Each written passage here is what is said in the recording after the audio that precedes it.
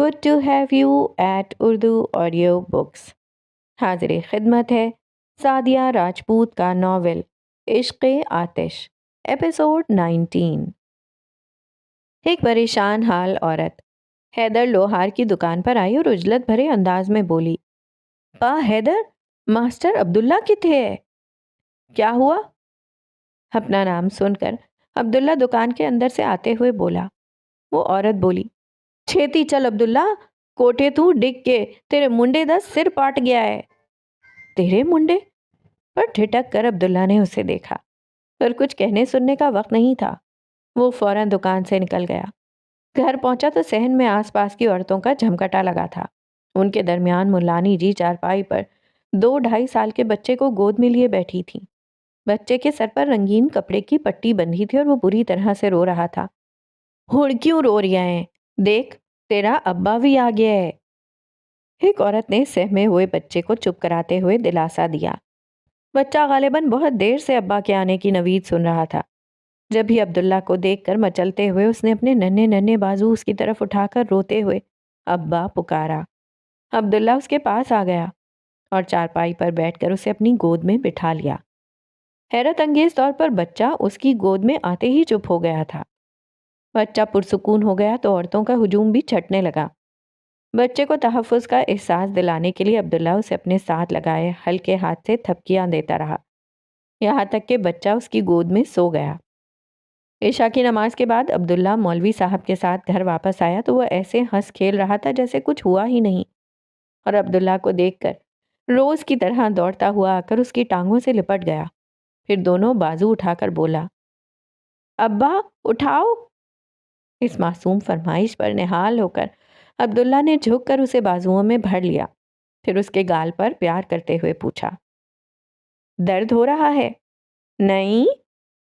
بچے نے زور سے سر کو دائیں بائیں جھلا کر کہا۔ عبداللہ اسے اٹھائے باورچی خانے میں آیا تو مولوی صاحب ہنس رہے تھے۔ ہم تو بیٹا سمجھتے تھے، یہ تو پوتا نکلا، کیسے لہک لہک کر عبداللہ کو ابا کہہ رہا ہے۔ گاؤں کی عورتوں نے یوں ہی عبداللہ کو اس کا ابا کہہ دیا تھا، پر اسے یہ لفظ اتنا پسند آیا ہے کہ دوپہر سے عبداللہ کو ابا ابا کہتا اس کے آگے پیچھے گھوم رہا ہے۔ ملانی جی کو بھی اس کی معصومیت لطف دے رہی تھی۔ صحیح تو ہے۔ مولوی صاحب اب کچھ سنجیدگی سے بولے، اس نے جو پہلی شفقت محسوس کی وہ عبداللہ کی تھی۔ دودھ کا پہلا گھونٹ اس کے حلق میں عبداللہ نے اتارا۔ وہ پہلا گہوارہ جس میں اس پر نیند مہربان ہوئی عبداللہ کی آغوش تھی۔ یہ جب بھی بیمار پڑا عبداللہ راتوں کو جاگا، اس سے انگلی پکڑ کر عبداللہ نے چلنا سکھایا۔ ہمیں یاد ہے اس نے ہم دونوں سے پہلے عبداللہ کو پہچاننا شروع کیا تھا۔ ماں تو کہہ نہیں سکتا، باپ ہی کہے گا۔ وہ سر جھکا کر بیٹھے عبداللہ کی طرف دیکھ کر بولے، اسے پیدا کرنے والوں نے آپ ہی اس پر سے اپنا حق اٹھا لیا، پر عبداللہ تو نے وہ حق اپنے نام کرا لیا ہے۔ عبداللہ نے کوئی جواب نہیں دیا۔ ملانی جی نے کھانا سامنے رکھ دیا تھا، وہ چپ کر کے کھانے لگا، ساتھ ہی لقمے بنا کر گود میں بیٹھے بچے کے منہ میں رکھ دیتا۔ کھانے سے فارغ ہو کر ملانی جی نے اپنے ہاتھ پھیلا کر عبداللہ سے کہا، لا اسے مجھے دے دے، سلا دیتی ہوں۔ پر وہ عبداللہ کے بازو سے چمٹ کر منہ بسورتا بولا، ابا کے ساتھ سوؤں گا۔ مولوی صاحب پھر ہنسنے لگے، ہاجرہ باپ بیٹے کا بستر ساتھ بچھا دے۔ وہ ایک ہاتھ سر کے نیچے رکھ کر لیٹا تھا جبکہ دوسرا ہاتھ لیٹے بچے کے بالوں میں گردش کر رہا تھا اور آنکھیں دور آسمان پر جمی تھیں۔ صحیح کہتے ہیں مولوی صاحب، اللہ کو بندے کا سجدہ کافی نہیں، وہ کھرے کھوٹے کی پہچان آزمائش سے کرتا ہے۔ سکے کی طرح اس کی آزمائش کے بھی 2 رخ ہوتے ہیں، وہ کبھی لے کر آزماتا ہے اور کبھی دے کر۔ مجھے لے کر آزما چکا، اب شاید دے کر آزمانا چاہتا ہے۔ بچہ کسمسایا تھا۔ عبداللہ نے اس کی طرف دیکھا، اس کے چہرے پر پھیلی معصومیت کو دیکھ کر عبداللہ کو بے ساختہ اس پر پیار آ گیا۔ انگلی سے اس کے روئی کے گولے جیسے گال کو چھو کر وہ سوچنے لگا، شاید اس کی ماں نے اس خوف سے خود سے الگ کر دیا کہ دنیا اس سے بچے کے باپ کا نام پوچھے گی، پر کیا اس نے کبھی سوچا بھی تھا کہ ایک دن دنیا خود اس کے ساتھ باپ کا نام منسوب کر دے گی؟ اس نے تو آزمائش سے جان چھڑا لی، پر میں اس آزمائش کو مرتے دم تک خود سے الگ نہیں ہونے دوں گا۔ عبداللہ نے اس کے پٹی میں جکڑے ماتھے پر سے بال سمیٹ کر نرمی سے اپنے ہونٹ رکھ دیے۔ تم میرے بیٹے ہو، اور اللہ سے کہنا کہ قیامت کے دن تمہیں تمہاری ماں کے نام سے نہیں بلکہ میرے نام سے پکارے۔ وہ مسکراتا ہوا اس کے کان میں سرگوشیاں کر رہا تھا۔ مریم کو لگ رہا تھا آج اس کی فتح کا دن ہے۔ آج اس نے ملیحہ کو شکست دے دی تھی۔ نور الہدا کے بچے کو جنم دینے کا اعزاز ملیحہ کے نہیں بلکہ مریم کے حصے میں آیا تھا، اور وہ اس اعزاز کو پا کر بہت خوش تھی۔ صبح اس نے ایک صحت مند بچی کو جنم دیا تھا۔ وہ شام کو ہی ہاسپٹل سے گھر آئی تھی اور خوشی سے بے حال وہ دیر تک نور الہدا سے اپنی بیٹی کے بارے میں باتیں کرتی رہی۔ نور الہدا آنکھیں بند کیے بیڈ گراؤنڈ سے سر ٹکائے نیم دراز تھے۔ اپنے خیالات کی روز سے چونکے تو احساس ہوا بہت دیر سے مریم کی آواز نہیں آ رہی۔ انہوں نے سر جھکا کر اپنے سینے پر سر رکھ کر لیٹی مریم کی طرف دیکھا۔ پتہ نہیں وہ کب سو گئی تھی۔ انہوں نے اسے بہت آرام سے تکیے پر لٹا دیا، پھر گھوم کر بیڈ کے دوسری طرف رکھے بیبی کواٹ کے پاس آ کر کھڑے ہو گئے۔ وہ اپنی بیٹی کی طرف سہمی ہوئی نظروں سے دیکھ رہے تھے۔ انہیں ملیحہ کی تشنگی بھری زندگی پر افسوس ہوتا تھا، تکلیف ہوتی تھی، لیکن آج انہیں خوف آ رہا تھا۔ بابا جان کی طرح وہ بھی ایک بیٹی کے باپ بن گئے تھے، اور انہیں اس خیال سے ڈر لگ رہا تھا کہ کہیں انجانے میں ان سے بھی اپنی بیٹی کے ساتھ وہ زیادتیاں نہ سرزد ہو جائیں جو بابا جان سے ملیحہ کے ساتھ ہو گئی تھیں۔ ان کا دل کانپ رہا تھا، پر وہ کسے اپنے خوف کے بارے میں بتاتے۔ انہوں نے سنبھال کر بچی کو بازو میں لے کر یوں خود میں بھینچ لیا جیسے کوئی غیبی طاقت ان کی بیٹی کو ان سے چھین لے گی۔ پھر وہ اسے سینے میں چھپائے کمرے سے نکل گئے۔ مریم کی آنکھ کھلی تو نور الہدا کمرے میں نہیں تھے اور لائٹ بھی جل رہی تھی، پر وہ دھیان دیے بغیر ذرا سا اوپر ہو کر کاٹ میں دیکھنے لگی۔ کاٹ کو دیکھ کر اس کا دل دھک سے رہ گیا۔ پھر خیال آیا نور الہدا بچی کو ساتھ لے گئے ہوں گے۔ اس کے ساتھ ہی وہ اٹھی اور بچی کو دیکھنے نیچے آ گئی۔ لاؤنج میں کوئی نہیں تھا، مگر بابا جان کے کمرے کے نیچے روشنی کی لکیر کو دیکھتے ہوئے اسے خیال آیا کہ بابا جان جاگ رہے ہیں تو نور الہدا بھی وہیں ہوں گے۔ ویسے بھی ابھی بھی 10 ہی تو بجے تھے۔ اس نے آگے بڑھ کر بابا جان کے کمرے کے دروازے پر دستک دی۔ آ جاؤ کی آواز پر دروازہ کھول کر اندر گئی۔ بابا جان بیڈ پر نیم دراز کوئی کتاب پڑھ رہے تھے۔ اسے دیکھ کر اٹھ بیٹھے۔ ارے یہ کیا بیٹے؟ ڈاکٹر نے بیڈ ریسٹ کے لیے کہا ہے نا، پھر نیچے کیوں آ گئیں؟ میں نے سوچا تانیہ کو چیک کر لوں، کہیں اس کی فیڈ کا ٹائم نہ ہو گیا ہو۔ نور الہدا یہاں نہیں ہے؟ کمرے میں نور الہدا کو نہ پا کر اس نے پوچھا۔ بابا جان نے تھکے تھکے انداز میں سانس بھر کر کہا، وہ یہاں کیوں آئے گا؟ مگر نور الہدا اور تانیہ دونوں کمرے میں نہیں ہیں تو میں نے سوچا۔ پریشانی سے بولتی وہ ایک دم چپ ہوئی۔ اسے یہ سوچنے میں بس 1 سیکنڈ لگا تھا کہ نور الہدا کہاں ہوں گے، اور اس متوقع جگہ کو سوچ کر اس کی تیوریاں چڑھ گئیں۔ وہ بندوق سے نکلی گولی کی طرح ملیحہ کے کمرے کی طرف چل پڑی۔ کیا ہوا مریم؟ بابا جان اس کے بدلتے تیور دیکھ کر پریشانی سے بولے، پر وہ انسنی کرتی کمرے سے نکلتی گئی تو بابا جان بھی پریشان سے اس کے پیچھے آ گئے۔ کمزوری کے باوجود کس طرح اس نے تیز قدموں سے سیڑھیاں چل کر زینے پر قدم رکھے تو آگے بے قفل دروازہ اس کا منہ چڑھا رہا تھا۔ غصے میں کھولتے ہوئے اس نے دھماکے سے دروازہ کھول دیا۔ نور الہدا کارپیٹ پر ٹانگیں پھیلائے صوفے کے ساتھ ٹیک لگا کر نیم دراز، اور بچی ان کے بازوؤں میں تھی۔ یہ بھی اچھا تھا کہ مریم نے فوراً ہی دروازہ کھول دیا، ورنہ اگر وہ کھلے ہوئے دروازے سے سننے کی کوشش کرتی تو اسے پتہ چل جاتا کہ پچھلے آدھے گھنٹے سے نور الہدا بچی کے ساتھ ملیحہ کی باتیں کر رہے تھے۔ وہ خونخوار نگاہوں سے انہیں گھور رہی تھی۔ پھر وہ آگے بڑھی اور بچی کو ان کی گود سے جھپٹ لیا۔ وہ جس انداز سے پلٹی تھی نور الہدا کو ڈر ہوا وہ سیڑھیوں پر گر نہ پڑے۔ وہ فوراً اٹھ کر بھاگے۔ ان کا خدشہ صحیح نکلا۔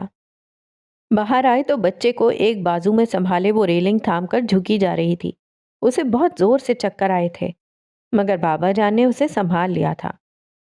مریم کام ڈاؤن۔ نور الہدا پاس آ کر اس کے شانوں پر ہاتھ رکھتے رسان سے بولے تھے۔ مریم نے ان کا ہاتھ جھٹک دیا، ساتھ ہی بابا جان سے بازو چھڑاتی سیڑھیوں کی طرف بڑھی मगर नूरुल हुदा ने उसका बाजू जकड़कर रोक दिया। फॉर गॉड सेक मरियम, अपनी कंडीशन का तो ख्याल करो। अभी तुम्हारी डिलीवरी को 24 घंटे भी पूरे नहीं हुए। तुम्हें मेरी फिक्र करने की जरूरत नहीं, उसने भड़क कर कहा तो नूरुल हुदा ठंडे लहजे में बोले, ठीक है, मगर मुझे अपनी बेटी की फिक्र तो करनी होगी। इससे पहले कि तुम उसे भी अपने साथ सीढ़ियों पर गिरा लो, इसे मुझे दे दो। वो जानती थी कि नूरुल हुदा बच्ची लिए बगैर उसका बाजू नहीं छोड़ेंगे, इसलिए उसने बच्ची उनकी तरफ बढ़ा दी। नूरुल हुदा ने बच्ची को पकड़ते ही उसका बाजू छोड़ दिया और वो उनकी तरफ देखे बगैर सीढ़ियां उतरने लगी तो उसकी हालत के पेश नज़र बाबा जान ने आगे बढ़कर उसे थाम लिया। मरियम उनके सहारे एक एक करके सीढ़ियां उतरती लाउंज में आ गई। बाबा जान ने आराम से उसे सोफे पर बिठाकर नूरुल हुदा को देखा, जो बच्ची को सोफे पर लिटा रहे थे। बाबा जान अभी तक सूरत हाल को समझ नहीं पाए थे।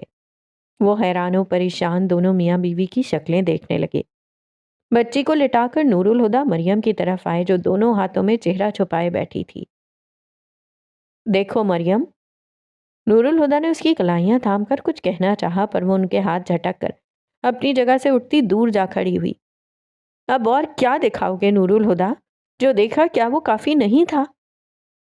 तुम ओवर रिएक्ट कर रही हो, वो उंगली उठाकर बोले। मरियम गुर्राई। मेरा शौहर गैर लड़की के कमरे में रातें गुजारता है और तुम्हें लगता है मैं ओवर रिएक्ट कर रही हूं? उसके अंदाज पर नूरुल हुदा दंग रह गए। फिर तेज लहजे में बोले, हाँ, मगर उस कमरे में कोई लड़की नहीं होती। वो फट पड़ी। यही तो मसला है, वो लड़की कमरे में नहीं तुम्हारे दिलो दिमाग में रहती है।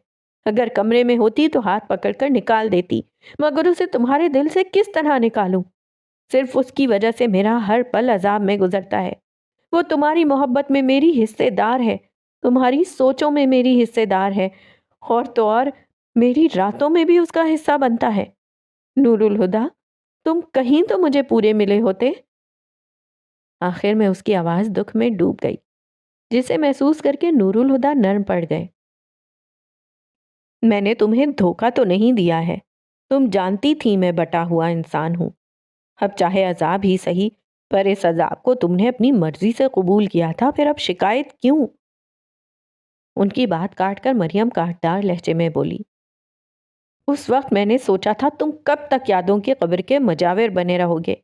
मुझे पाकर आखिर एक दिन उसे भूल ही जाओगे, मगर नहीं, मेरे साथ होकर भी तुम्हें उसकी कमी सताती है। तुम्हें क्या लगता है मैं महसूस नहीं कर सकती? इन 1.5 सालों में एक पल के लिए भी तुम मुझे मेरे होकर नहीं मिले। तुम्हारा जिस्म मेरे साथ होता है, पर रूह उसके आसपास मंडलाती रहती है। तुम्हारी आंखें मुझे देखती हैं, पर नजर उसको तलाश करती है। मेरी आवाज सिर्फ तुम्हारे कानों तक पहुंचती है, मगर समात में उसकी आवाज गूंजती है। सब बताया था तुमने, पर यह कब कहा कि मुझे सौकन बर्दाश्त करनी होगी? बाबा जान इतना तो समझ चुके थे कि वो दोनों मलीहा के नाम पर झगड़ रहे हैं, पर जिस तरह से मरियम बोल रही थी उन्हें बहुत बुरा लग रहा था। लेकिन उन्हें समझ में नहीं आ रहा था कि किस तरह मियाँ बीवी के दरमियान दखल अंदाजी करके मरियम को चुप हो जाने के लिए कह दें। नूरुल हुदा को भी उसका अंदाज नागवार गुजर रहा था। उन्हें शदीद गुस्सा आया। शट अप मरियम, कम से कम इतना ख्याल तो कर लो कि ये सब एक मरी हुई लड़की के बारे में कह रही हो। मरी हुई लड़की? वो कहकर इस्तेज़ाइया अंदाज में हंसी। तुम्हारे दिल पर उसका कब्जा है, तुम्हारे दिमाग पर, तुम्हारी रूह पर, तुम्हारे एहसास पर उसकी हुकूमत है, और तुम उसे मरी हुई लड़की कहते हो? क्या फायदा ऐसे मरने का अगर वो तुम्हारी जिंदगी से नहीं टलती? एनीवे, तुम शौक से उसकी याद में आंसू बहाओ, लेकिन अगर तुमने दोबारा मेरी बेटी को उस मकबरे में ले जाने की जुर्रत की तो याद रखना, मैं बहुत बुरा करूंगी। जहर भरे लहजे में बोलकर उसने बच्ची को उठाया और सीढ़ियां चढ़ती अपने रूम में चली गई। मरियम के अल्फाज पर नूरुल हुदा को बहुत तकलीफ हुई थी, मगर बाबा जान को देखकर वो शर्मिंदा हो गए। उनके चेहरे पर ऐसे तासुरात थे जैसे किसी ने उन्हें बहुत अजियत दी हो। वो आहिस्ता से गोया हुए, आई एम सॉरी बाबा जान। 3 साल में पहली बार नूरुल हुदा के लहजे में बाबा जान के लिए इतना गुदाज आया था, मगर बाबा जान की हालत ऐसी नहीं थी कि कुछ महसूस कर पाते। उन्होंने नूरुल हुदा के शर्मिंदा चेहरे को देखकर धीरे से कहा, तुम्हारी क्या गलती है? پھر سست قدموں سے چل کر اپنے کمرے میں آ گئے اور نور الہدا لاؤنج میں تنہا کھڑے رہ گئے، مگر ان کا کمرے میں جانے کا کوئی ارادہ نہیں تھا۔ انہوں نے وہیں صوفے پر لیٹ کر بازو آنکھوں پر رکھ لیا۔ صبح آفس کے لیے تیار ہونے وہ کمرے میں گئے تو مریم کی طرف دیکھا تک نہیں، جو رات بھر ان کی منتظر رہی تھی، اور منہ پھیر کر تیار ہوتے رہے۔ پھر جاتے جاتے وہ بیڈ کے پاس آئے اور جھک کر اپنی بیٹی کو پیار کیا اور باہر نکل گئے۔ اپنا یوں نظر انداز ہونا مریم کو بری طرح سے کھلا تھا۔ ان کی گاڑی گیٹ سے باہر جاتے ہی وہ اٹھ کر نیچے آ گئی۔ بہادر! اس کی بلند آواز پر بہادر سارے کام چھوڑ کر لاؤنج میں بھاگا آیا۔ جی بیگم صاحب، ملیحہ کے کمرے کی چابی دو۔ بہادر گڑبڑاہٹ میں کچھ دیر چپ سا رہ گیا۔ کل رات کا جھگڑا تو اس کے علم میں نہیں تھا، مگر وہ جانتا تھا کہ مریم ملیحہ کو ناپسند کرتی ہے۔ پھر اس کے تیور بھی ایسے تھے کہ وہ مشکوک ہو گیا۔ میرے پاس تو نہیں ہے، صاحب کے پاس ہوتی ہے، آپ ان سے مانگ لیں۔ وہ سوچ کر بول رہا تھا، وہ کوئی ڈپلیکیٹ چابی تو ہوگی۔ ضرور ہوگی بیگم صاحب، پر ہمیں نہیں معلوم۔ اس بار وہ پر اعتماد تھا۔ مریم کو یقین کرنا پڑا۔ اس نے سوچا تھا ملیحہ کے کمرے کو تہس نہس کر دے گی، مگر چابیاں نہ پا کر اس پر جھنجھلاہٹ سوار ہو گئی۔ سامنے دیوار پر لگی تصویروں پر نظر پڑی تو وہ جنونی انداز میں آگے بڑھی، پھر ہر اس فریم کو اتار کر پھینکنے لگی جس میں ملیحہ نظر آ رہی تھی۔ یہ آپ کیا کر رہی ہیں بیگم صاحب؟ بہادر گھبرا کر بولا۔ پل بھر کو ہاتھ روک کر اس نے پلٹ کر دیکھا، پھر گھبراہٹ بھری آواز میں بولی، ملیحہ کا نام اس گھر کی دیواروں سے کھرچ کر مٹا رہی ہوں، اور ہاتھ میں پکڑا فریم سامنے دیوار پر دے مارا۔ گھر کے سب نوکر جمع ہو گئے تھے، پر کسی میں ہمت نہیں تھی مریم کو روکنے کی۔ وہ سب سٹ پٹائے ہوئے تھے اور بہادر کی آنکھوں میں بھی آنسو تیرنے لگے تھے۔ توڑ پھوڑ کی آوازوں پر بابا جان کمرے سے نکل کر آئے تھے۔ پھر مریم کو تصویریں اتار کر پھینکتے دیکھ کر وہ الجھن بھرے انداز میں بولے، یہ تم کیا کر رہی ہو مریم؟ ان کا پیر کسی چیز پر پڑا تھا۔ قدم پیچھے کر کے انہوں نے نیچے دیکھا۔ وہ ملیحہ کے بچپن کی تصویر تھی جس کا شیشہ اب ٹوٹ چکا تھا۔ جھک کر تصویر اٹھاتے انہوں نے پیار سے اس پر ہاتھ پھیرا، پھر باقی تصویروں پر نظر ڈالی۔ بابا جان کی رگیں تن گئیں۔ انہوں نے سرد نظروں سے مریم کو دیکھا جو خوفزدہ نگاہوں سے انہیں دیکھ رہی تھی، پھر پتھریلے لہجے میں بولے، اگر تم نے دوبارہ میری بیٹی کی تحقیر کی جرت کی تو وہ تمہارا قصر فاروقی میں آخری دن ہوگا۔ بہادر کو اس پل ان میں پرانے اظہر فاروقی کی جھلک نظر آئی تھی۔ مریم کے ہاتھ پہلے ہی انہیں دیکھ کر رک چکے تھے، اور اب ان کی وارننگ سن کر اس نے وہاں سے چلے جانا ہی بہتر سمجھا۔ اس کے جانے کے بعد وہ بہادر سے بولے، ان تصویروں کو لے جا کر ان کی حالت ٹھیک کرواؤ، پھر انہیں ملیحہ کے کمرے میں رکھ دینا، بلکہ میرے روم کے علاوہ جہاں جہاں بھی ملیحہ کی تصویریں لگی ہیں انہیں اتار کر ملیحہ کے کمرے میں رکھ دو۔ جی کرنل صاحب، اس نے ان کے ہاتھ سے ٹوٹا ہوا فریم پکڑ کر کہا تھا۔ نور الہدا ہر روز کے مقابلے میں آج جلدی گھر آ گئے تھے۔ حالانکہ آج تو ان کا آفس جانے کا ارادہ ہی نہیں تھا۔ سوچا تھا پورا دن مریم اور تانیہ کے ساتھ گزاریں گے، پر رات کے ہنگامے کے بعد ان کا مریم سے بات کرنے کو بھی دل نہیں چاہ رہا تھا، اس لیے انہیں یہ بہتر لگا کہ آفس چلے جائیں۔ لاؤنج میں قدم رکھتے ہی انہیں کسی تبدیلی کا احساس ہوا، پر انہوں نے دھیان نہیں دیا اور کمرے میں چلے گئے۔ مریم چادر لیے بیڈ پر لیٹی تھی، انہیں دیکھ کر بھی نہیں اٹھی۔ نور الہدا نے بھی اسے نظر انداز کر دیا اور تانیہ کو پیار کرنے کے بعد فریش ہوئے اور لاؤنج میں آ بیٹھے، جہاں بابا جان پہلے سے ہی موجود اخبار پڑھ رہے تھے۔ انہوں نے آواز دے کر بہادر کو پانی لانے کو کہا۔ پانی کا گلاس انہیں پکڑا کر جانے کے بجائے وہ وہیں کھڑا رہا اور بولا، آج اس گھر میں اتنا ہنگامہ ہوا جتنا کبھی نہیں ہوا۔ بہادر، تم جاؤ۔ بابا جان اخبار چھوڑ کر بولے۔ ایک منٹ۔ نور الہدا کی چھٹی حص نے اشارہ دیا کہ ہنگامے کا تعلق مریم سے ہے۔ ہاں بولو، کیا ہوا تھا؟ اور بہادر شروع ہو گیا۔ آپ کے جانے کے بعد بیگم صاحبہ نے بی بی صاحب کی تصویریں لاؤنج کی دیوار سے اتار اتار کر پھینک دیں اور ان کے بارے میں عجیب عجیب باتیں بھی کیں۔ پھر کرنل صاحب نے آ کر انہیں روکا، پر تب تک بہت ساری تصویریں پھینک چکی تھیں، کئی کے تو فریم بھی ٹوٹ گئے۔ اب نور الہدا نے نوٹ کیا کہ دیواروں پر سے کئی تصویریں غائب تھیں۔ اور ان کی یادداشت کے مطابق ان سب تصویروں میں ملیحہ تھی۔ وہ تصویریں کہاں ہیں جن کے فریم ٹوٹ گئے؟ وہ تو صاحب نئے لگوا لیے اور بی بی صاحب کے کمرے میں بھی رکھ دیے۔ اس کے کمرے میں کیوں رکھے؟ واپس دیوار پر کیوں نہیں لگائے؟ نور الہدیٰ ناگواری سے بولے۔ کرنل صاحب نے کہا تھا بی بی صاحب کی تصویریں سارے گھر سے اتار کر ان کے کمرے میں رکھ دو۔ کیوں؟ وہ بہادر کی بات سن کر حیرت سے بابا جان سے بولے۔ کیونکہ میں مریم کو دوبارہ اس بات کا موقع نہیں دینا چاہتا۔ اس جھگڑے کو یہیں ختم ہو جانا چاہیے۔ قطعیت سے بولتے ہوئے انہوں نے بہادر کو وہاں سے جانے کا اشارہ کیا اور وہ سر ہلا کر چلا گیا۔ میں ملازموں سے بھی کہہ دوں گا اور خود بھی خیال رکھوں گا۔ تم بھی ذرا احتیاط کرنا کہ ملیحہ کا نام نہ لو، کیونکہ اگر مریم نے سنا تو مشتعل ہو سکتی ہے، اور میں اپنے ہی گھر میں اپنے سامنے اپنی بیٹی کے لیے مغلظات نہیں سن سکتا۔ نور الہدیٰ ان کی آواز میں غصہ محسوس کر رہے تھے، مگر انہیں یہ سب بالکل پسند نہیں آیا اور ناراضگی سے بولے۔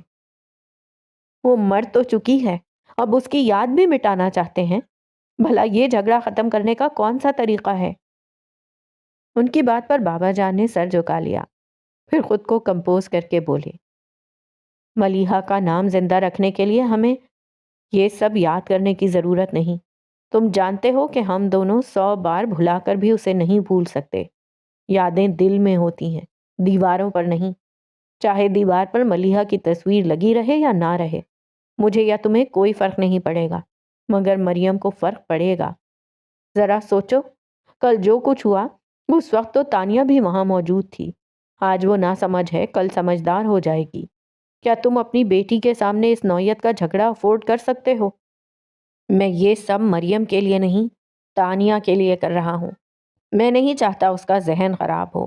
اسے دیکھ کر ایسا لگتا ہے کہ میری ملیحہ لوٹ آئی ہے۔ میں دوسری بار اپنی بیٹی کو تکلیف نہیں دے سکتا۔ انہوں نے نم لہجے میں کہا تھا۔ نور الہدیٰ خاموش رہے، مگر ان کی خاموشی میں متفق ہونے کا اشارہ تھا، اور اس طرح اپنے انتقال کے صرف 3 سال بعد ملیحہ کا ذکر قصر فاروقی میں شجر ممنوعہ بن کر رہ گیا۔ وقت اپنی دھیمی رفتار سے آگے بڑھتا رہا، یہ دیکھے بغیر کہ پیچھے کیا کچھ رہ گیا۔ ان گزرتے سالوں میں عبداللہ گاؤں والوں کے لیے ہر دل عزیز ہو گیا تھا۔ حالانکہ گاؤں والوں کو اب بھی اس کا مجذوب کسی حالت میں گاؤں آنا یاد تھا، مگر اس یاد میں بھی تعظیم تھی۔ اب مولوی عبدالخالق تہجد کے لیے خود نہیں اٹھتے، بلکہ عبداللہ انہیں جگاتا تھا، پھر ان کے ساتھ ہی تہجد کی نماز ادا کرتا۔ اس کے بعد مولوی صاحب جائے نماز پر بیٹھے ذکر کرتے رہتے، اور جب فجر کی اذان دینے مسجد پہنچتے عبداللہ جھاڑو لگا کر دریاں بچھا چکا ہوتا۔ نماز کے بعد تک عبداللہ کا معمول تھی، وہ خوش الحانی سے تلاوت کرتا۔ مولوی صاحب پاس بیٹھے جذب کے عالم میں سنے جاتے۔ اس کی آواز میں بہت سوز تھا، جس کے کانوں میں بھی اس کی آواز جاتی وہ رک جاتا، پھر جب تک وہ تلاوت ختم نہ کر لیتا اپنی جگہ سے ہل نہیں پاتا۔ پھر وہ دونوں اپنی دنیاوی ذمہ داریوں کی طرف لوٹ آتے، مگر ان میں الجھ کر نماز سے غافل نہ ہوتے۔ عصر کی نماز کے بعد عبداللہ حیدر لوہار کی دکان پر جانے کے بجائے گھر آ جاتا، کیونکہ گاؤں کے بچوں کو دنیاوی تعلیم دینا اب مکمل طور پر اس کی ذمہ داری تھی۔ انہی بچوں کے درمیان وہ بچہ بھی بیٹھا فیض پاتا، جسے اب عبداللہ اپنا بیٹا کہتا تھا۔ وہ اپنے بیٹے کی تربیت کے لیے بہت فکر مند رہا کرتا، بہت پیار اور توجہ کے ساتھ ایک بہترین انسان کے ہاتھوں اس کی پرورش ہو رہی تھی۔ عشاء کی نماز کے بعد عبداللہ گاؤں کی روزانہ بیٹھک میں بھی شامل ہوتا، مگر وہ اتنا کم سخن ہو گیا تھا کہ اس کی آواز اس بیٹھک میں کم کم ہی سنائی دیتی تھی۔ 5 وقت کی نماز میں اس کا بیٹا بہت شوق سے اس کے ساتھ جماعت میں شامل ہوتا، مگر یہ اسے بور کر دیتی تھی اور وہ اکثر بیٹھک کے دوران عبداللہ کی گود میں لیٹ کر سو جاتا۔ زندگی ایک ڈھب پر چل پڑی تھی۔ خوشی کا احساس تو ہمیشہ کے لیے مٹ چکا تھا، مگر زندگی میں اب سکون تھا۔ اب زندگی کا سودا عبداللہ کو نڈھال نہیں کرتا تھا۔ درد تو اب بھی ساتھ ساتھ تھا، پر اس درد کے ساتھ اب جینا آ گیا تھا، مگر کبھی کبھی یہ درد ضبط کو توڑنے لگتا جب وہ سامنے آ جاتی، مگر اس کے بعد وہ پھر سے پرسکون ہو جاتا۔ وقت کے سیدھے راستے پر زندگی کی ہموار رفتار کو دیکھ کر عبداللہ کو یقین ہونے لگا تھا کہ اب کوئی موڑ نہیں آئے گا۔ لیکن جب ہمیں لگتا ہے کہ زندگی میں کوئی موڑ نہیں آئے گا تو اگلے قدم پر ہی ایک موڑ ہمارا انتظار کر رہا ہوتا ہے۔ عبداللہ معمول کے مطابق دکان پر آیا تو وہاں آج کافی ہلچل تھی۔ دو لڑکے مل کر لوہے کے بڑے سے گیٹ کو سوزوکی کے پچھلے حصے میں لاد رہے تھے۔ دکان کے اندر حیدر لوہار اس کا منتظر تھا، جس کے بازوؤں کی طاقت عمر بڑھنے کے ساتھ گھٹ گئی تھی۔ آجا پتر، تیرا ہی انتظار ہے۔ وہ عبداللہ کو دیکھ کر بولے، چودھری نواز نے گیٹ اٹھانے کے لیے بندے بھیجے ہیں، تو ان کے ساتھ جا اور گیٹ اپنے ہاتھوں سے لگا کر آنا۔ منور کے ہاتھ میں ہتھوڑی نہ دینا، یہ تو دیوار ہی توڑ دے گا۔ عبداللہ مسکرا کر سر ہلاتا باہر آ گیا۔ گیٹ لادا جا چکا تھا۔ وہ سوزوکی کے پچھلے حصے میں چڑھ کر بیٹھ گیا۔ سوزوکی چل پڑی تو منور خوش آمدی لہجے میں بولا، ماسٹر جی، آج تو ابا ساتھ نہیں، گیٹ میں لگا لوں؟ نہیں۔ عبداللہ کی بات پر وہ خفگی سے بولا، یہ کیا ماسٹر جی، کام کروں گا نہیں تو سیکھوں گا کیسے؟ عبداللہ نے مسکرا کر اس کا چہرہ دیکھا جو نوعمر لڑکے سے جوان مرد بن چکا تھا، مگر اس کا لاؤبالی پن اب بھی وہی تھا۔ تمہارے ابا نے کہا ہے کہ منور علی کے ہاتھ میں ہتھوڑی نہ دی جائے، اب اس میں کیا کر سکتا ہوں؟ منور علی حسرت بھرا سانس کھینچ کر دوسری طرف دیکھنے لگا۔ گیٹ چودھری نواز کی حویلی کے ساتھ خالی پلاٹ کی چار دیواری میں لگانا تھا، جس پر کافی عرصے سے تنازع چل رہا تھا۔ سوزوکی پلاٹ کی حدود کے باہر جا کر رکی تو چودھری نواز کی جیپ کے ساتھ گن مین بھی باہر موجود تھے۔ اس کا مطلب چودھری نواز پلاٹ میں موجود تھا۔ عبداللہ کے ساتھ منور نے گیٹ سوزوکی سے اتروایا، پھر دونوں اسے اٹھائے اس جگہ پر لے آئے جہاں گیٹ لگنا تھا، اور کچھ دیر کے بعد اپنا کام شروع کر دیا۔ میرا بیٹا شروع سے ہی شہر کے ہاسٹل میں رہا ہے۔ میرے کہنے پر وہ گاؤں آنے کو راضی تو ہو گیا، مگر حویلی میں رہنے کے لیے تیار نہیں۔ کہتا ہے اسے یہاں کا ماحول پسند نہیں، اپنے لیے شہری طرز کا بنگلہ بنوانا چاہتا ہے۔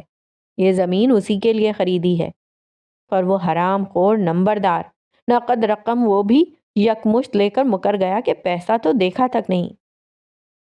چھوڑیے چودھری صاحب، اب تو عدالت نے آپ کے حق میں فیصلہ سنا دیا ہے اور یہ زمین بھی قانونی طور پر آپ کی ہوئی، مگر اگلی بار لین دین کرتے وقت کاغذی کارروائی کا خیال رکھیے گا، یہ آپ کے قانونی تحفظ کے لیے ضروری ہے۔ صحیح کہہ رہے ہیں وکیل صاحب، پکے کاغذ کے بغیر لین دین کرنا ہی نہیں چاہیے، حلق میں پھنس جاتا ہے۔ خیر ابھی تو میں نے پلاٹ کے گرد دیوار اٹھا کر پلاٹ بند کر دیا ہے، شہریار پڑھائی پوری کر کے آئے گا تو اپنی مرضی کا بنگلہ بنوا لے گا۔ عبداللہ ہتھوڑی کی مدد سے گیٹ دیوار میں فٹ کر رہا تھا اور وہ لوگ باتیں کرتے اس کے پاس سے گزر گئے، مگر ایک شخص سر جھکائے آئینی فریم کو دیوار میں ٹھونکتے عبداللہ کے چہرے کی ذرا سی جھلک پا کر ہی ساکت ہو گیا تھا۔ وہ حیرت سے آنکھیں پھیلائے عبداللہ کو گھور رہا تھا۔ اس کے چہرے پر بے یقینی کی کیفیت تھی۔ پھر اس نے سرسراتی آواز میں ایک نام پکارا، وجدان؟ عبداللہ کا ہتھوڑی والا ہاتھ اٹھا کا اٹھا رہ گیا۔ اسے یہ نام جانا پہچانا سا لگا تھا۔ سوچتے ہوئے اس نے سر نیچے کیا اور سر اٹھا کر پکارنے والے کی طرف دیکھا۔ عبداللہ کا چہرہ اب اس کے سامنے تھا۔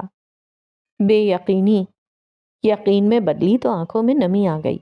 بڑے جذباتی انداز میں اس نے بڑھ کر عبداللہ کا بازو تھامتے ہوئے اپنے مقابل کھڑا کیا اور اس سے لپٹ گیا۔ عبداللہ بت کی طرح اس کے حلقے میں کھڑا تھا۔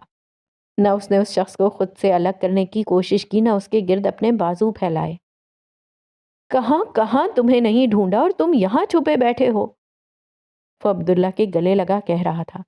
پھر الگ ہو کر اس کا چہرہ دیکھنے لگا۔ پتہ ہے کتنا پریشان کیا تم نے، اور تم یہاں آرام سے بیٹھے ہو۔ عبداللہ ٹکٹکی باندھے اسے دیکھ رہا تھا، جو اس کا چہرہ ہاتھوں میں لیے شکایت کر رہا تھا۔ اب اسے بھی عبداللہ کی بیگانگی کا احساس ہوا۔ اس کے چہرے پر سے ہاتھ ہٹاتے اس نے گہری نظروں سے عبداللہ کی طرف دیکھا۔ پاس کھڑا منور علی حیرت سے باری باری ان دو لوگوں کو دیکھ رہا تھا جو آنکھوں میں آنکھیں ڈالے آمنے سامنے کھڑے ایک دوسرے کو بہت غور سے دیکھ رہے تھے۔ پھر وہ شخص ایک دم سے حیران نظر آنے لگا۔ وجدان، تم نے مجھے پہچانا نہیں؟ میں آفاق ہوں، تمہارا دوست۔ منور علی کو دوست سے دوست کا اپنا تعارف کرانا عجیب لگا تھا۔ آفاق؟ عبداللہ نے اس طرح یہ نام لیا جیسے کوئی بھولی بات یاد آئی ہو۔ پھر اس طرح سے پوچھا، کیسے ہو؟ جیسے کل کے بعد آج مل رہا ہو۔ ایک قدم پیچھے لے کر اسے سر سے پیر تک دیکھتے ہوئے آفاق کی آنکھوں میں الجھن تیرنے لگی۔ پھر وہ ٹھہرے ہوئے لہجے میں بولا، اس سوال کا جواب دینے کے لیے بہت کچھ کہنا ہے اور بہت کچھ سننا ہے، اس لیے فی الحال اس سوال کو رہنے دو، میں تمہیں پاپا سے ملاتا ہوں۔ پھر اس نے کچھ دور چودھری نواز کے ساتھ کھڑے باتیں کرتے منیر حسن کو آواز دی، پاپا۔ انہوں نے آفاق کی طرف دیکھا۔ وہ عبداللہ کی پشت پر تھے، اس لیے وہ اسے دیکھ نہ پائے، مگر ان کے پوچھنے سے پہلے ہی اس نے دھیرے سے عبداللہ کے شانوں پر ہاتھ رکھ کر اسے ان کی طرف گھما دیا۔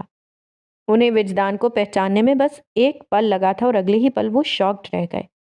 وہ تیزی سے آگے آئے اور وجدان کو گلے لگا لیا، مگر فوراً ہی الگ ہو کر اس طرح اسے دیکھنے لگے جیسے یقین نہ آیا ہو کہ انہوں نے وجدان کو گلے لگایا ہے۔ آپ ماسٹر عبداللہ کو جانتے ہیں؟ چودھری نواز نے انہیں جذباتی انداز میں عبداللہ کے چہرے کو ہاتھ سے چھوتے دیکھ کر پوچھا۔ ان کی آواز میں استفسار کے بجائے حیرت تھی۔ منیر حسن بولے، نہیں، مگر میں وجدان مصطفیٰ کو جانتا ہوں، اور یہ ہے وجدان۔ انہوں نے وجدان کے شانے پر بازو پھیلاتے ہوئے چودھری نواز سے کہا، جو منور علی کی طرح اپنی حیرت کو چھپا نہ پائے تھے۔ آپ کو غلط فہمی ہوئی ہے، یہ ماسٹر عبداللہ ہے، مولوی عبدالخالق کا۔ کیوں پرسوچ انداز میں بات ادھوری چھوڑ کر چپ ہو گئے جیسے سوچ رہے ہوں۔ مولوی عبدالخالق سے عبداللہ کا کیا رشتہ بتائیں؟ آفاق نے کہا، ہمیں غلط فہمی نہیں ہوئی چودھری صاحب، مگر لگتا ہے آپ طویل مدت سے کسی غلط فہمی کا شکار ہیں۔ جسے آپ ماسٹر عبداللہ کہہ رہے ہیں وہ میرا دوست وجدان مصطفیٰ ہے۔ ہم دونوں لاء کالج میں ساتھ پڑھتے تھے۔ کافی سال پہلے یہ لاپتہ ہو گیا تھا۔ سب نے اسے بہت تلاش کیا مگر یہ ملا ہی نہیں، یہاں تک کہ اس کی تلاش روک دی گئی۔ منیر حسن مزید بولے، میں آپ کا بہت شکر گزار ہوں چودھری صاحب، جو آپ نے خاص طور پر مجھے کراچی سے بلوا لیا، ورنہ ہمیں کیسے پتہ چلتا کہ جسے 10 سال سے ڈھونڈ رہے ہیں وہ آپ کے گاؤں میں ہے۔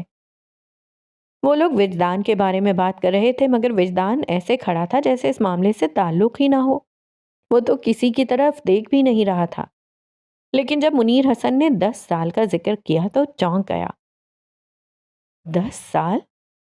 اس نے آہستہ سے دہرایا، پھر افسوس بھرے لہجے میں کہا، ابھی صرف 10 سال گزرے ہیں؟ منیر حسن اسے دیکھ کر بولے، صرف 10 سال نہیں کہو وجدان، 10 سال کہو۔ وہ 10 سال پر زور دے کر بولے۔ آفاق باتیں کرنے کو بےتاب ہو رہا تھا، فوراً منیر حسن سے بولا، پاپا باقی باتیں وجدان کے گھر چل کر کریں گے، چلو وجدان۔ آخر میں وہ وجدان سے بولا، میں پہلے گیٹ لگا لوں پھر چلتے ہیں۔ اپنا نام سن کر وجدان نے نارمل انداز میں کہا تھا۔ اس کا نارمل ہونا ہی تو آفاق کو چونکا رہا تھا۔ پھر بھی اس نے شکر ادا کیا کہ کم از کم وہ اپنے نام کو تو قبول کر رہا ہے۔ اب منیر حسن بھی اس کے نپے تلے انداز کو نوٹ کر رہے تھے۔ معذرت چاہتا ہوں چودھری صاحب، مگر اب وجدان کے پاس سے اٹھنے کو دل نہیں چاہے گا۔ بہرحال آپ کا بہت شکریہ، آخر ہمیں بلایا تو آپ ہی نے تھا۔ کیوں شرمندہ کرتے ہیں وکیل صاحب، ہم نے تو آپ کو اپنے کام سے بلایا تھا۔ آپ کا بندہ مل گیا، اچھی بات ہے، مگر اس میں ہمارا کوئی کمال نہیں۔ وہ انکساری سے بولے، پھر کہا، ڈرائیور آپ کو مولوی صاحب کے گھر چھوڑ دے گا، لیکن کوشش کیجیے گا جانے سے پہلے ملاقات ہو جائے۔ ضرور۔ وہ ان سے کہہ کر وجدان کی طرف مڑے۔ چلو وجدان، تمہارے گھر چلتے ہیں۔ اس سے پہلے کہ وہ پھر پہلے گیٹ لگانے کی بات کرتا، منور علی جلدی سے بولا، آپ جائیں ماسٹر جی، کام ہو جائے گا۔ تم اکیلے کیسے کرو گے؟ عبداللہ بولا، میں فٹافٹ جا کر دکان سے کسی کو لے آتا ہوں، آپ بے فکر ہو کر مہمانوں کے ساتھ جائیں۔ اس نے چٹکی بجا کر کہا اور فوراً نکل گیا۔ آگے راستہ تنگ تھا۔ وجدان نے جیپ گلی سے پہلے ہی رکوا لی۔ چودھری کی جیپ سے ماسٹر عبداللہ کو اترتے دیکھ کر گاؤں کے لوگ حیران رہ گئے۔ مزید حیرت تب ہوئی جب اس کے ساتھ اپنی وضاقتہ سے شہری نظر آنے والے مہمان مولوی صاحب کے گھر میں داخل ہوئے۔ ملانی جی صحن میں چارپائی پر بیٹھیں دوپہر کے کھانے کے لیے سبزی کاٹ رہی تھیں۔ وجدان کو گھر میں آتے دیکھ کر حیرت سے بولی، بڑی چھیتی آ گیا عبداللہ، طبیعت تو ٹھیک ہے؟ جی، اس نے مختصراً جواب دیا، مگر تب تک ملانی جی کی نظر اس کے پیچھے اندر داخل ہوتے سوٹڈ بوٹڈ مردوں پر پڑ چکی تھی۔ انہیں فوراً اندازہ ہو گیا کہ یہی دونوں عبداللہ کے جلدی گھر آنے کی وجہ ہیں۔ عبداللہ ان کا تعارف کرائے بغیر ہینڈ پمپ پر جا کر منہ ہاتھ دھونے لگا۔ مولانی جی نے اس سے پوچھنے کا قصد کیا مگر فوراً ہی ارادہ بدل بھی لیا۔ اس کے ہوں ہاں میں بات کرنے کی عادت کی وجہ سے جتنی دیر میں اس کی زبان سے پوری بات نکلتی، آگے والا سوال کر کے تنگ آ جاتا، اس لیے وہ براہ راست ان دونوں سے بولیں۔ آپ لوگ کون ہیں؟ منیر حسن نے جواب دینے کے بجائے سوال کیا۔ مولوی عبدالخالق سے ملاقات ہو سکتی ہے؟ انہوں نے اس بات میں سر ہلایا، پھر چارپائی سے اٹھتی ان سے بولیں، آپ لوگ بیٹھیں، میں مولوی صاحب کو بلا کر لاتی ہوں۔ پھر چلتی ہوئی دروازہ کھول کر دکان میں چلی گئیں۔ چارپائی پر بیٹھ کر آفاق نے وجدان کو دیکھا۔ تولیے سے ہاتھ خشک کرتا وہ بظاہر پرسکون لگ رہا تھا، مگر آفاق اس کے اندر کے اضطراب کو محسوس کر رہا تھا۔ السلام علیکم۔ مولوی صاحب کے سلام کرنے کی آواز کو سن کر آفاق ان کی طرف متوجہ ہوا، پھر منیر حسن کے ساتھ فوراً ہی اس بزرگ شخص کے احترام میں کھڑا ہو گیا۔ ان دونوں سے باری باری ہاتھ ملایا۔ مولوی صاحب نے انہیں بیٹھنے کو کہا اور خود بھی اس کے ساتھ ہی بیٹھ گئے۔ آپ حضرات اپنا تعارف کروا دیجئے۔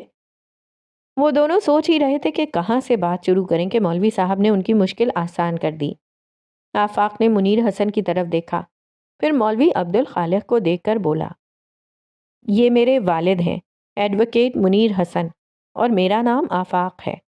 میں وجدان کا پرانا دوست ہوں۔ پھر ان کو اچنبھے میں پڑتا دیکھ کر بولا، میرا مطلب ہے عبداللہ کا۔ وہ رکا، پھر گویا ہوا، اصل میں مولوی صاحب، بات یہ ہے کہ جسے آپ عبداللہ کہتے ہیں وہ دراصل وجدان مصطفیٰ ہے۔ مولوی صاحب نے کبھی سوچا نہیں تھا کہ ایک دن کوئی عبداللہ سے شناسائی کا دعویٰ کرتا ان کے گھر چلا آئے گا۔ وہ پہلے تو حیران ہوئے، پھر خوش، اس کے بعد ان کا دل بیٹھنے لگا۔ انہوں نے 10 سال تک عبداللہ کو اپنا بنا کر اپنے ساتھ رکھا تھا، مگر ایک پل میں ہی وہ عبداللہ سے وجدان ہو کر پرایا ہو گیا تھا۔ وہ پرائے کو اپنا کیسے کہہ سکتے تھے؟ رات گہری ہو چکی تھی۔ چنگوالی کی گلیوں میں اندھیرا اور خاموشی اپنا راج پاٹ سنبھالے ہوئے تھی۔ گہری نیند نے گاؤں کے سب لوگوں کو دبوچ رکھا تھا۔ ہاں، مگر مولوی عبدالخالق کے گھر کی چوکھٹ پر رت جگہ پہرا دے رہا تھا۔ مولوی صاحب، مولانی جی، منیر حسن اور آفاق اندر کمرے میں زمین پر دری بچھائے بیٹھے تھے۔ درمیان میں لالٹین جل رہی تھی جس کی زرد روشنی میں ان کے سائے دیوار پر تھرکتے ہوئے محسوس ہو رہے تھے۔ چاروں خاموش تھے، مگر اس خاموشی سے پہلے محفل میں قصہ گوئی چل رہی تھی۔ وجدان کی داستان سنائی گئی، پھر عبداللہ کی کہانی بیان ہوئی۔ کہانی ختم ہوئی تو الفاظ بھی ختم ہو گئے۔ وجدان کی زندگی کے 10 سالوں کا زیاں آفاق کو تھکا رہا تھا۔ آفاق نے ہلکے سے گردن کو موڑ کر دروازے سے باہر صحن میں پھیلے گھپ اندھیرے کو دیکھا اور گویا ہوا۔ کہتے ہیں کبھی کبھی انسان کی زندگی میں ایک ایسا موڑ آتا ہے جو اسے بدل کر رکھ دیتا ہے، مگر وجدان کی زندگی میں ایسا ایک نہیں بلکہ کئی موڑ آئے ہیں، اور ہر بار کی تبدیلیوں نے اسے اتنا بدل دیا ہے کہ ڈھونڈنے سے بھی مجھے اس میں وہ وجدان نہیں ملتا جو کالج میں میرے برابر والی سیٹ پر بیٹھتا تھا۔ میرا وہ کھویا ہوا دوست مجھے بہت یاد آتا ہے۔ آفاق کی آواز بوجھل ہو گئی۔ مولوی صاحب نے اسے دیکھا، پھر یوں لگا جیسے کچھ کہنا چاہتے ہوں، لیکن انہوں نے خاموشی سے نظریں پھیر لیں۔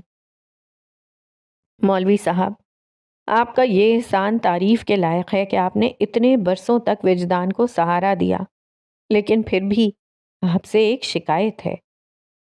کیسی شکایت منیر حسن؟ وہ ان کی طرف دیکھ کر بولے، آپ کو وجدان کے ماں باپ کی حالت کا اندازہ تو ہوگا ہی۔ آپ کے پاس 10 سال کا وقت تھا، آپ نے کیوں وجدان سے اس کے گھر بار کے بارے میں سوال نہیں کیا؟ اس کی ذہنی حالت تو اس قابل ہی نہیں تھی کہ گھر لوٹ جاتا، لیکن آپ تو اس کے گھر والوں سے رابطہ کر سکتے تھے۔